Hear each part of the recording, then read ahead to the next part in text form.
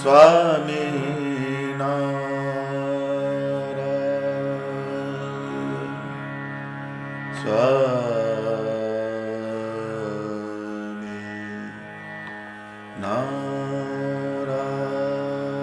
નારાયણ સ્વામી નારાયણ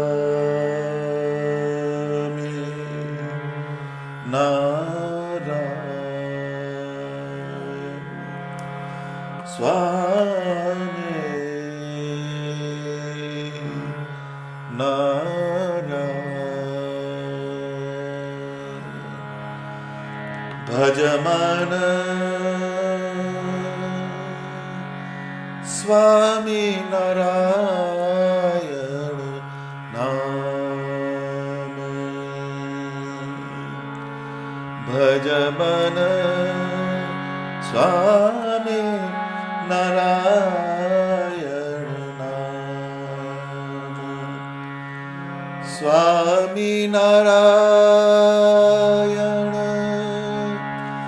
સ્વામી નારાયણ સ્વામી નારાયણ સ્વામી નારાયણ સ્વામી નારાયણ નામ ભજમન સ્વામી નારાયણ નામ સ્વામી નારાયણ સ્વામી નારાયણ સ્વામી નારાયણ સ્વામી નારાયણ સ્વામી નારાયણ સ્વામી નારાયણ સ્વામી નારાયણ નામ ભજમન સ્વામી નારાયણ નામ ભજમન સ્વામી નારાયણ નામ સહજાનંદ સ્વામી મહારાજની જય. સૌને મારા જય સ્વામિનારાયણ. વિવેક ચિંતામણી જ્ઞાન ગરીબી કો અંગ ભાગ 2 તારીખ 19/1/2024.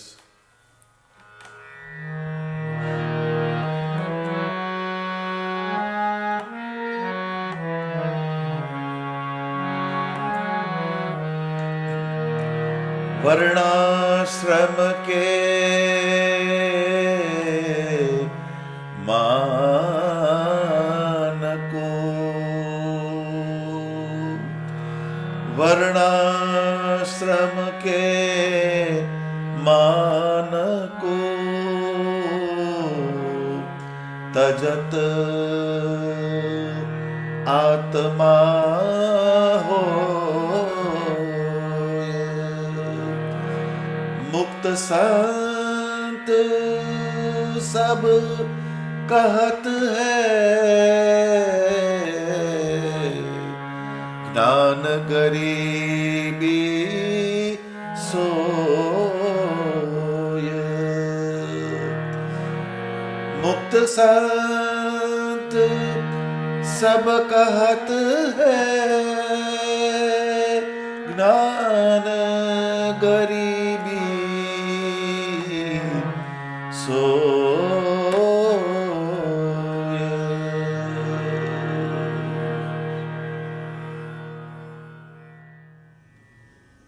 જેને ભગવાનના જ્ઞાનથી સત્ય વાત પકડાઈ જાય, એનો દેહાધ્યાસ મટી જાય. સાપ જેમ કાંચડી ઉતારે એમ દેહના સંબંધી અને કુટુંબ એનું જે બંધન, એનું જે માન, એ બધી વસ્તુને મૂકીને એ આત્માના તત્વ ઉપર જતો રહે. જ્ઞાન ગરીબી, જ્ઞાનથી જ્યારે મૂળ તત્વ પકડાય તો બધો જે ભાર એને એક પછી એક મૂકવા માંડે. ભાર શેનો? તો કે માનનો. તમારે ઊંચે ઉડવું હોય, ઉડવું એટલે ઊંચે જવું હોય, તો જે તમને નીચે લાવનારા તત્વ હોય એને તમારે છોડવા પડે. એમ વર્ણ અને આશ્રમ આ બે વસ્તુ આપણા જીવમાં જડાઈ ગયેલી વસ્તુ છે.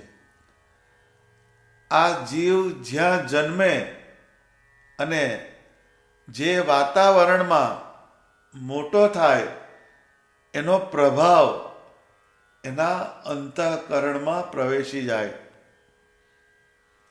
એટલે વર્ણાશ્રમનો બહુ મોટો પ્રભાવ હોય છે.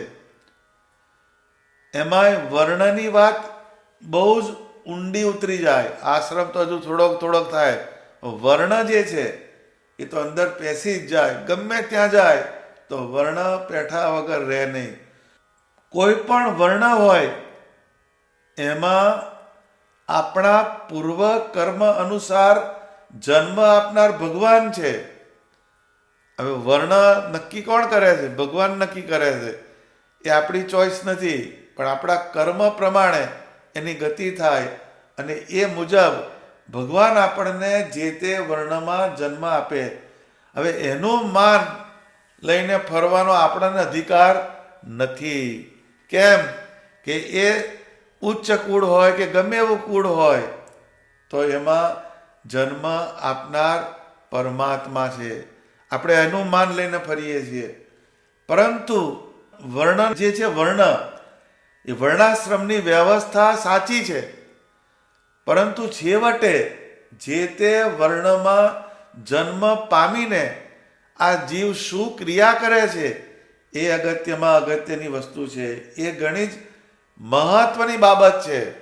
વર્ણ અને આશ્રમ, ગમે એવા ઊંચા કુળમાં તમે જન્મ્યા હોય, તમે ગમે એવો ત્યાગાશ્રમનો ધર્મ પાળતા હોય, તમે સંન્યાસના ધર્મ પાળતા હોય, પરંતુ જ્યારે આંખ મીચાય ત્યારે એ બધી વસ્તુ આ પંચભૂતમાં જતી રહે. તમે સ્મશાનમાં જાઓ અને એની જે રાખ છે, જે રાખ, એનું ડિસેક્શન કરાવો લેબોરેટરીમાં અને એના ટેસ્ટ કરાવો કે આ રાખ બ્રાહ્મણની છે, ક્ષત્રિયની છે, વૈશ્યની છે, પટેલની છે કે કોની છે, એ તમને કશું મળશે નહીં. કેમ કે પંચભૂતમાં જે બળી ગયું પછી એનું કશું થાય નહીં. અત્યારે તમારા જીન્સ જે છે, તમે જીવતા હોય ત્યારે તમારા જીનેટિકલ વસ્તુ બધી આવે, એ બધા વસ્તુ પકડાય, એ DNA કહેવાય છે ને. પણ એ જીવતા હોય ત્યાં સુધી, મર્યા પછી એ વસ્તુ આગળ ચાલતી નથી. એટલે બ્રહ્માનંદ સ્વામીએ એક કીર્તનમાં એમણે લખ્યું કે બ્રાહ્મણ, ક્ષત્રિય, વૈશ્ય, શુદ્રાદિ ચાર વર્ણ આશ્રમ પુની ચારા, તામહી હરિ ભજે સોઈ હરિકા, નહીં સ્ત્રી પુરુષ જાતિ નિર્ધારા, રામ ભજે સો રામ હી પ્યારા, જાકા ચિત્ત લાગ્યા હરિ ચરણે, સો સબ મેં ઉત્તમ તત્વ સારા. આ બ્રહ્માનંદ સ્વામીના શબ્દો છે. તો સ્વામી શું કહે છે? જે અહીંયા મુક્તાનંદ સ્વામી લખ્યું કે વર્ણાશ્રમ કે માनको તજત આત્મા હોય, મુક્ત સંત સબ કહત હે જ્ઞાન ગરીબી સોય. એટલે વર્ણ અને આશ્રમ એનું માન મૂકવું જ પડે. એટલે કે બ્રાહ્મણ હોય, ક્ષત્રિય હોય, વૈશ્ય હોય કે શુદ્ર હોય, એ ચાર વર્ણ અને ચાર આશ્રમ, ગૃહસ્થાશ્રમ, વાનપ્રસ્થાશ્રમ, સંન્યાસાશ્રમ, આ બધા ત્યાગાશ્રમ, આ બધા આશ્રમ છે. હવે એ આશ્રમ એમાં તામહી હરિ ભજે સોઈ હરિકા, એમાં જો ભગવાનનું ભજન ના થાય તો એ આશ્રમે નકામો પડે અને વર્ણ પણ નકામો પડે. એમાં સ્ત્રી અને પુરુષ એ કોઈ વસ્તુ કામ લાગતી નથી. આત્મતત્વ પર જવું પડે. તો રામ ભજેસો રામ હી પ્યારા, જાકા ચિત્ત લાગ્યા હરિચરણે. જેનું ચિત્ત આ બધા જગતના દ્વંદ્વમાંથી છૂટે, સ્ત્રી પુરુષ, સુખ દુઃખ, આશા નિરાશા, શ્રીમંત ગરીબ, જ્ઞાની અજ્ઞાની, આ બધા દ્વંદ્વ છે, એમાંથી છૂટો પડે ને આત્માના તત્વ તરફ જાય તો સો સબ મેં તત્વ હી સારા. એમ કે બધાના સો સબ મેં ઉત્તમ તત્વ સારા. બધા શાસ્ત્રોનો સાર અને ઉત્તમ તત્વ કયું? તો કે આત્માના તત્વમાં સ્થિર થઈ ને પરમાત્મામાં જોડાવું તે. તો એ આ વાત સ્વામિનારાયણ ભગવાનના સત્સંગમાં બધાએ દ્રઢ કરેલી છે અને આપણે પણ એ દ્રઢ કરવાની. શ્રીજી મહારાજ સત્સંગમાં જ્યાં જ્યાં સમયા કરે, ઉત્સવ કરે કે યજ્ઞો કરાવે, એમાં 18 વર્ણને સાથે લઈને મહારાજ ચાલતા. સ્વામિનારાયણ ભગવાન એટલે સુધી ગયા કે સત્સંગી મારી નાત છે. એ સત્સંગીને એમણે નાત કીધી. એ તો સરયુપારી બ્રાહ્મણ કહેવાય, સામવેદી બ્રાહ્મણ હતા શ્રીજી મહારાજ. પરંતુ એમણે સ્વામિનારાયણ ભગવાને એક જુદી જ રીત પ્રવર્તાવી કે જેને આત્મા તત્વનો સંબંધ થાય ને પછી પરમાત્મામાં જે જોડાય, એવા જે વૈષ્ણવ, એવા જે ભક્તજન એ મારી નાત છે, એમ સ્વામિનારાયણ ભગવાને કહ્યું. વચનામૃતમાં મહારાજે એક વચનામૃતમાં એવો ઉલ્લેખ કર્યો કે સૌ કરતા ભગવાનના ભક્ત થવું કઠણ છે. જો આ સંસારમાં બધું જ થઈ શકાય, પરંતુ ભગવાનના યથાર્થ ભક્ત થવું એ દુર્લભ છે અને એ બહુ જ કઠણ વાત છે. યથાર્થ શબ્દ જે છે એ સમજવો પડે. યથાર્થ સાચી સેન્સમાં ભગવાનના ભક્ત થવું એ બહુ જ કઠણ બાબત છે. એટલે આપણે સ્વામિનારાયણ ભગવાનના વચન તરફ ફોકસ રાખવાનું, તો જ આપણે સાચા ભક્તની દિશામાં આગળ ચાલી શકીએ. વર્ણનું માન લઈને તમે સત્સંગમાં ભક્તિ કરો તો એ ભક્તિ ક્યારેય આગળ ચાલવાની નથી. કેમ કે અત્યારે જેમ બોઈંગ પ્લેન હોય, બહુ મોટું પ્લેન હોય, પણ એમાં આટલું જ વજન લઈ જવાય, એ બધું ડિફાઇન્ડ હોય. એટલે દરેક જે અંદર જનારા જે મુસાફર હોય એને લખી આપેલું જ હોય કે એક બેગમાં આટલું, એવી 2 બેગ લઈ જવાશે. થોડુંક વધારે હોય તો એરપોર્ટ પર કઢાઈ મૂકે. કેમ કે બધા જો 10-10 કિલો વજન વધારે લઈ જાય તો એ પ્લેનને નીચે લાવે. એટલે જ્યારે ઉડવાનું થાય ત્યારે જે તમને નીચે લાવનારો જે તત્વ ભાર, એને તમારે છોડવો પડે. એમ ભગવાન તરફ ઉર્ધ્વગતિ કરવાની થાય ત્યારે એ જે માન લઈને જે ફરીએ છીએ એને છોડવું પડે. હું બ્રાહ્મણ છું, એમાંય પાછા કેટલાય પ્રકાર હોય. બ્રાહ્મણમાં પણ કેટલા પ્રકાર હોય.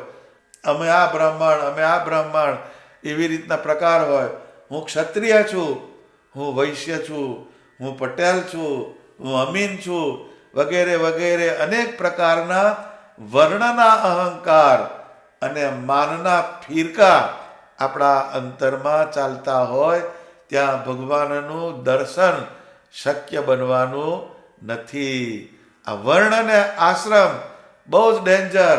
એનું માન તમને પાડે જ, સત્સંગમાંથી એ પાડે. કેમ કે એ આગળ જવા દે નહીં. એ વજન આવ્યું. આ વાતને દ્રઢ કરતી નિષ્કુળાનંદ સ્વામીની પંક્તિઓનો આપણે જો અભ્યાસ કરીએ તો જ આપણને ખ્યાલ આવે એ વર્ણ અને આશ્રમ એ કેવી રીતે ચોંટ્યા હોય, એ જીવમાં કેવી રીતે ભરાયા, એને કાઢવાના ઉપાય શું, એ હૃદય પ્રકાશમાં નિષ્કુળાનંદ સ્વામીએ એના ઉલ્લેખ કર્યા છે. જે જે સંકલ્પ મન કરે તે તે બુદ્ધિ કરે પ્રમાણ, નિસંશય નિશ્ચય કરે ન ફરે તે નિર્વાણ.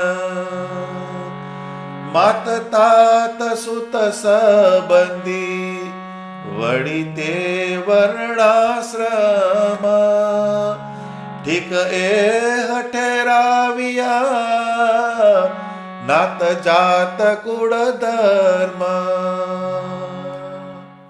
જે સંકલ્પ મન કરે તે બુદ્ધિ કરે પ્રમાણ. આપણા શરીરમાં જબરજસ્ત લશ્કર બેઠેલું છે.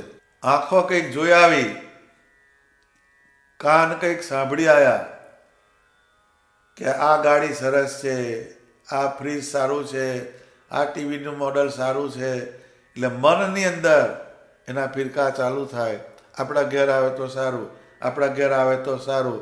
એ મનની અંદર જે સંકલ્પ કર્યા પછી એને બુદ્ધિ જે છે એના પર સ્ટેમ્પ મારે કે હા આ ખરેખરી વસ્તુ છે, પેલા કરતાં આ સારી છે. એ મનના જે સંકલ્પ કર્યા એ બુદ્ધિ એને પ્રમાણ કરે. નિસંશય નિશ્ચય કરે ન ફરે તે નિર્વાણ. એમાં સંશય જ નહીં. આ મારો ભાઈ, આ મારી બેન, આ મારો કાકો, આ મારું ખેતર, આ મારી વાડી, એમ સ્વામિનારાયણ ભગવાને વચનામૃતમાં એનો ઉલ્લેખ કર્યો. કેટલી બધી વસ્તુઓ, અગણિત વસ્તુઓ એના આપણે નિશ્ચય કર્યા. એ નિસંશય, એમાં તમને સંશય જ ના થાય.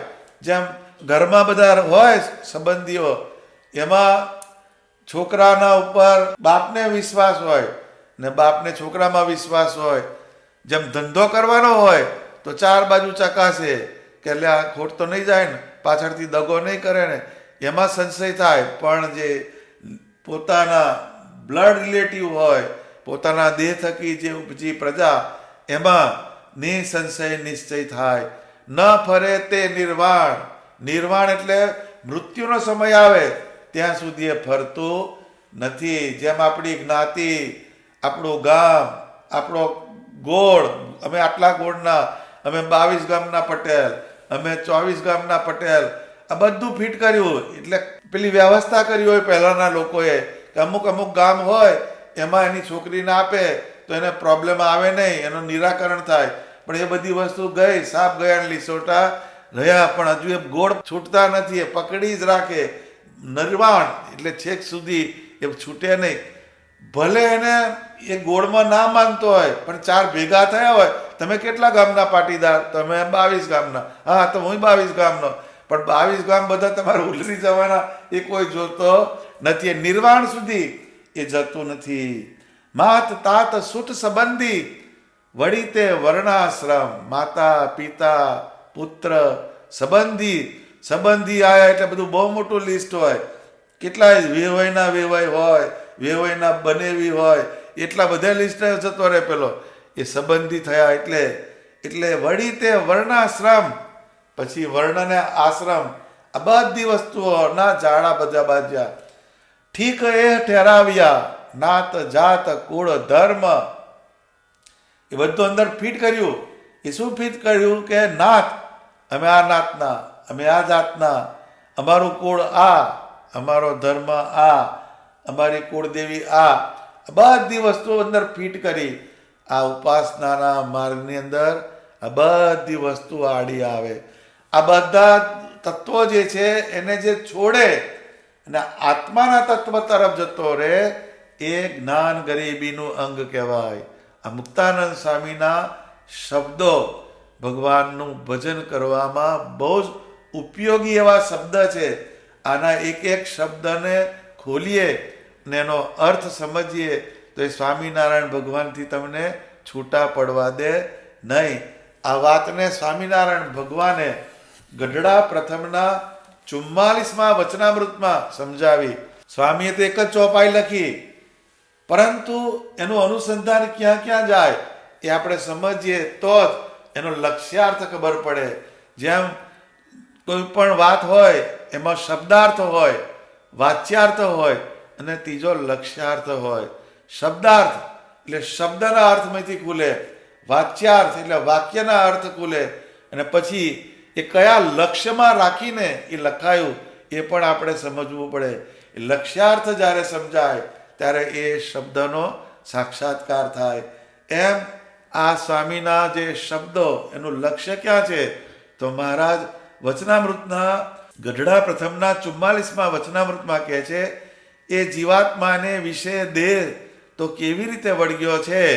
તો જેમ કોઈ પુરુષ હોય તેણે દરજીને ઘેર જઈને ડગલો સીવાડીને પહેર્યો ત્યારે તે એમ માને જે દરજી તે મારો બાપ છે ને દર્જણ તે મારી માં છે, એમ જે માને તે મૂર્ખ કહેવાય. તેમ આ જીવને આ દેહરૂપ જે ડગલો તે ક્યારેક તો બ્રાહ્મણને બ્રાહ્મણી થકી ઉત્પન્ન થાય છે અને ક્યારેક તો નીચ જાતિમાંથી ઉત્પન્ન થાય છે, તથા 84 લાખ જાતિ થકી દેહ ઉત્પન્ન થાય છે. તે દેહને વિશે પોતાપણું માને અને તે દેહના મા બાપને પોતાના મા બાપ માને તે મૂર્ખ કહેવાય અને તેને પશુ જેવો જાણવો. આ શ્રીજી મહારાજના શબ્દો છે. હવે આપણે તો આ જ ધંધો લઈને બેઠા. જેણે એમ કે દરજીનો દાખલો આપ્યો ભગવાને કે દરજીના ઘેર તમે સીવડાવવા જાઓ તો દરજી તમારો બાપ થયો, એની વાઈફ દર્જણ જે હોય એ તમારી માં થઈ? ના, એ છે તો જુદા જ, એ તો તમારો એને ડ્રેસ સીવ્યો. એમ આપણને આ દેહરૂપી ડગલો જે તે મા બાપ થકી મળ્યો એ આપણા પૂર્વ જન્મના કર્મના પ્રારબ્ધ અનુસાર એ જન્મ જ્યાં થકી તમને મળવાનો હોય એ પ્રમાણે ભગવાન તમને એ જન્મને આપે છે. પરંતુ વાસ્તવિકતા જે છે એમ 84 લાખ જાતના દેહ, એનું જો તમે અજ્ઞાને કરીને એની વિસ્મૃતિ થઈ ગઈ છે.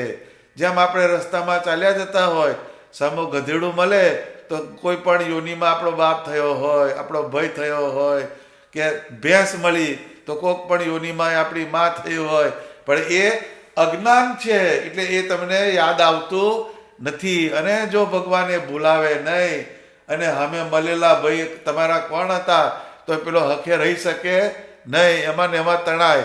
પણ ભગવાન એની વિસ્મૃતિ કરાવી. એટલે જેમ 84 લાખ જાતના જે મા બાપ દેહ જે છે એ તમને અજ્ઞાને કરીને વિસરાઈ ગયા, એમ આ જન્મના જે મા બાપ હોય, સંબંધી હોય, નાત હોય, જાત હોય, વર્ણ હોય, વ્યવસ્થા હોય, એને આપણે જ્ઞાનથી એને વિસારવી પડે. એ જો ના થાય તો પરમાત્મા તરફ ગતિ થઈ શકવાની નથી. એને એક તો મૂર્ખ કીધો અને બીજો પશુ જેવો કીધો. આપણે બંનેમાં આવી જઈએ. રોજ ઉઠીને આપણે આ જ ધંધો કરવાનો અને કહીએ આપણે ભગત, પણ આપણે મૂર્ખ અને પશુની કક્ષામાં જઈએ છીએ. એ વાતને ધ્યાન રાખવાની. જ્યાં સુધી દેહને પોતાનું રૂપ માને છે ત્યાં સુધી એની સર્વે સમજણ વૃથા છે, અને જ્યાં સુધી વર્ણનું કે આશ્રમનું માન લઈને ફરે છે ત્યાં સુધી એને વિશે સાધુપણું આવતું નથી.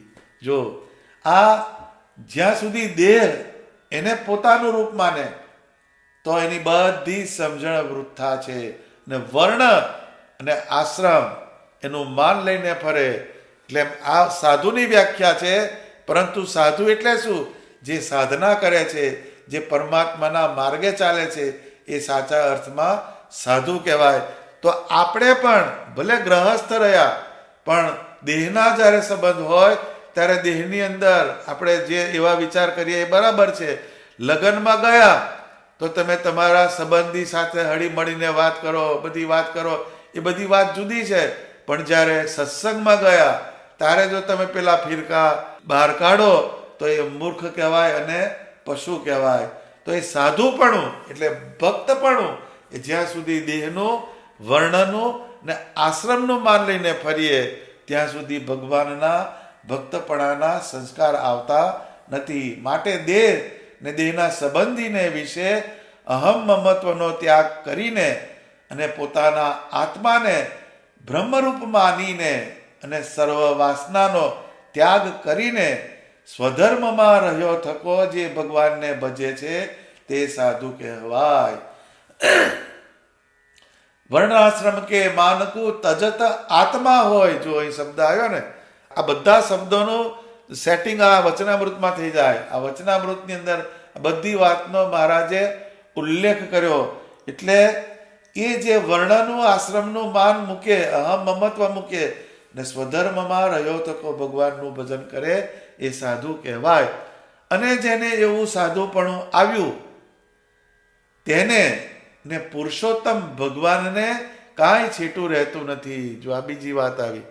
આવું જે વર્ણનું ને આશ્રમનું માન મૂકીને જે સત્સંગમાં માન ટળે ભાવે ભગવાનની ભક્તિ કરે એને અને ભગવાનને કોઈ છેટું રહેતું નથી. અને બીજું સર્વે થાય પણ એવી સાધુતા આવવી તો ઘણી કઠણ છે. બીજું બધું થાય એટલે શું? વ્રત કરે, તપ કરે, દાન કરે, બધી ક્રિયા કરે, તીર્થાટન કરે, આ બધું થાય એમ કે છે. પણ એમ કે વર્ણનું ને આશ્રમનું માન મૂકીને અને સંબંધીને વિસારીને જે આત્મારૂપ થઈને ભગવાનનું ભજન કરવું એ કઠણમાં કઠણ વાત છે. અને એવો સાધુ તો હું છું જે મારે વર્ણાશ્રમનું લેશ માત્ર માન નથી. લો, સ્વામિનારાયણ ભગવાન પોતાને માટે એવું કહે છે કે આવું થવું બહુ દુર્લભ છે. એવો સાધુ હું છું કે મારે વર્ણનું કે આશ્રમનું માન નથી. શ્રીજી મહારાજ સરયુપારી બ્રાહ્મણ, સામવેદી બ્રાહ્મણ એ ગૃહત્યાગ કરીને આવ્યા, પરંતુ સૌરાષ્ટ્ર જન પાવનાય નમઃ સૌરાષ્ટ્રમાં સ્થિર થયા. પણ કાઠીના જેવી વેશભૂષા ધારણ કરી, જે એમના જીવનના જે બધા તત્વો હતા એને એ જે વિચારધારાની અંદર રહ્યા એને ફિટ કર્યા. એ સ્વામિનારાયણ ભગવાન કહેવાય. એ એમ કે એ એવો સાધુ તો હું છું કે મારે વિશે વર્ણને આશ્રમનું લેશ માત્ર માન નથી. એવી રીતે શ્રીજી મહારાજ બોલ્યા તે તો પોતાના ભક્તને શિક્ષાને અર્થે છે એમ જાણવું, અને પોતે તો સાક્ષાત પુરુષોત્તમ નારાયણ છે. હવે સાધુ બોલ્યા તો કોઈક પાછો એવું લઈ મંડે કે આ તો સ્વામિનારાયણ તો સાધુ છે. પણ નહીં, એ તો એ સાધુતાની વાત કરે છે. એવું વર્ણાશ્રમનું માન એમને સહેજ પણ નથી. પણ પોતે તો સાક્ષાત પુરુષોત્તમ નારાયણ છે. આ એક વાત સ્વામિનારાયણ ભગવાને વચનામૃતમાં સમજાવી. આનો સાર શું? તો કે આપણો જીવ દેહમાંથી નીકળી જાય એટલે જે વર્ણમાં જન્મ થયો હોય અને ગૃહસ્થાશ્રમ, ત્યાગાશ્રમ આદિ જે કોઈ આશ્રમની વ્યવસ્થા હોય તે બધી એમની એમ રહી જાય છે અને જીવ ક્યાંનો ક્યાંય નીકળી જાય છે. કોઈ બ્રાહ્મણ કુળમાં જન્મ્યો હોય પણ એનું આચરણ વેદ વિરુદ્ધ હોય તો એને ગમે તેવા વર્ણમાં કે યોનિમાં જન્મ લેવો પડે. વેદ ભણેલા બ્રાહ્મણો દુરાચારી બની જાય તો તે મરીને બ્રહ્મ રાક્ષસ થાય છે. એવા પણ દાખલા સત્સંગમાં બનેલા છે.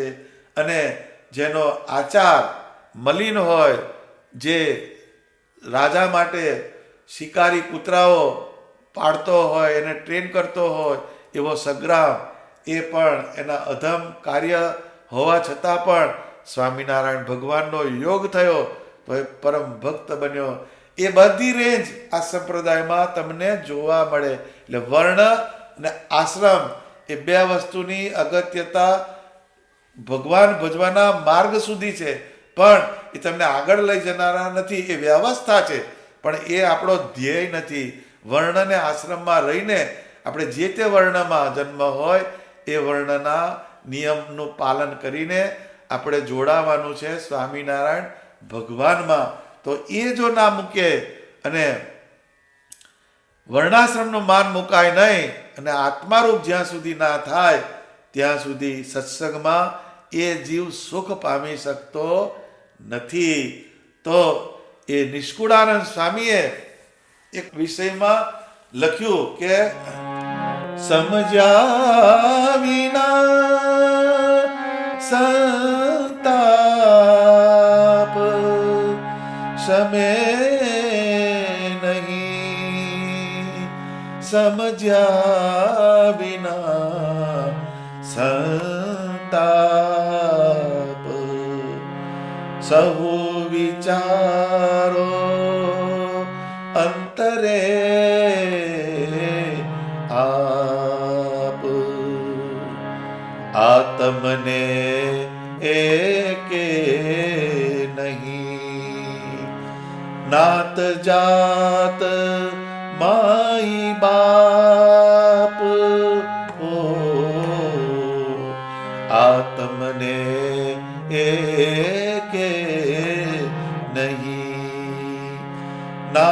જાત માઈ બાપ તે તો સંબંધી શરીરના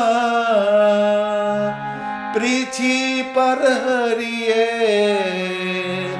પરિતાપ રે સમજ્યા વિના સંતાપ શમે નહીં સમજ્યા વિના સંતાપ. સંતાપ જે છે એ સમજણ વગર જતો નથી. સહુ વિચારો અંતરે આપ, બધા પોતપોતાના અંતઃકરણમાં વિચાર કરો અને એનો ઉકેલ લાવો. એ શું કહે છે કે આત્મને એકે નહીં નાત જાત માઈ બાપ. આત્મા જે છે એને નથી નાત, નથી જાત, નથી માં, નથી બાપ. એ બધી વસ્તુ એમ કે છે તે તો સંબંધી શરીરના, એ જે બધા સંબંધી જે છે એ શરીરના જ છે. પ્રીછી પર હરિએ પરિતાપ. આ બધી વસ્તુને ઓળખીને એનો ત્યાગ કરી અને એક પરમાત્માના આકારમાં દ્રઢ મન કરીને રહેવું, એ મુક્તાનંદ સ્વામીનો આ મુખ્ય સૂર છે. જ્ઞાન ગરીબી જ્યારે જીવમાં દ્રઢ થાય ત્યારે દેહાત્મ ભાવ, દેહના સંબંધીમાં મમત્વ ભાવ, આ બે તૂટતા જાય અને વર્ણ અને આશ્રમનું જે માન એ મુકાતું જાય અને આ જીવ સ્વામિનારાયણ ભગવાનના સ્વરૂપમાં સ્થિર થઈ જાય. એ આ ચોપાઈનું રહસ્ય છે. તો વર્ણાશ્રમ કે માન કો તજત આત્મા હોય, મુક્ત સંત સબ કહત હૈ જ્ઞાન ગરીબી સોય. એટલે જ્ઞાન ગરીબી આપણા અંતઃકરણમાં જીવમાં સ્થિર થઈ એ ક્યારે સમજાય તો કે છે જ્યારે વર્ણ અને આશ્રમનું આપણે માન મૂકીએ અને આત્માનો ભાવ લાવીને બ્રહ્મરૂપ થઈને ભગવાનનું ભજન કરીએ તો એ જ્ઞાન ગરીબીનું મુખ્ય લક્ષણ છે. સહજાનંદ સ્વામી મહારાજની જય.